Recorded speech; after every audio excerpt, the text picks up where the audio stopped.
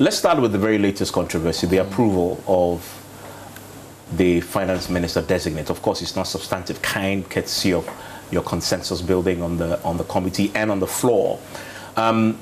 Before I even come to the reactions from some of your own members, on the day leader Harun Idrisu was approving, it was almost a conditional secondment of the motion. He read a litany of breaches that he accused the finance minister of having supervised, including the breaching of the financial regulations of this country, etc. If those are indeed factual, why does he deserve to be a finance minister? Why did he get your approval?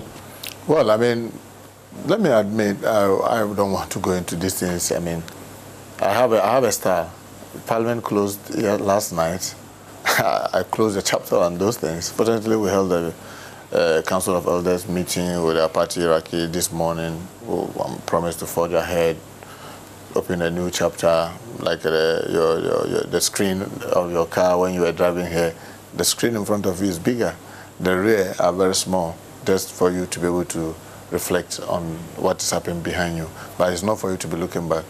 It's over, and I believe that our General Secretary has spoken extensively on the reasons for Ken Ofori-Atta and what have you. Any regrets with his approval at all? When you talk about regret, I don't know what you want us to say. He was approved. In a group, a lot of things feed into decision. And unfortunately, as I always say, it's like if we needed to know as a country, 30 million of us, every single little thing that's happening in cabinet, then we don't need a cabinet. If leadership is to open up to every single little thing, then you don't need leadership. So, and there are actions that leadership takes sometimes. At that moment, you may not understand, but maybe as things roll by, you begin to appreciate. I can tell you that this was not taken lightly. I mean, it was thoroughly discussed, and we came to that conclusion.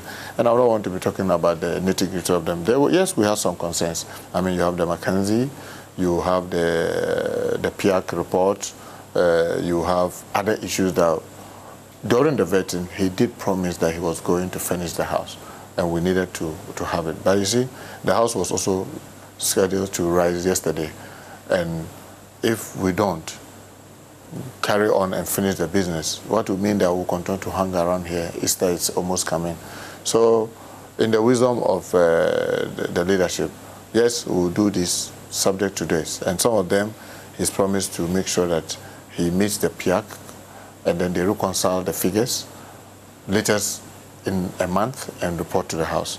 So we'll be watching that one.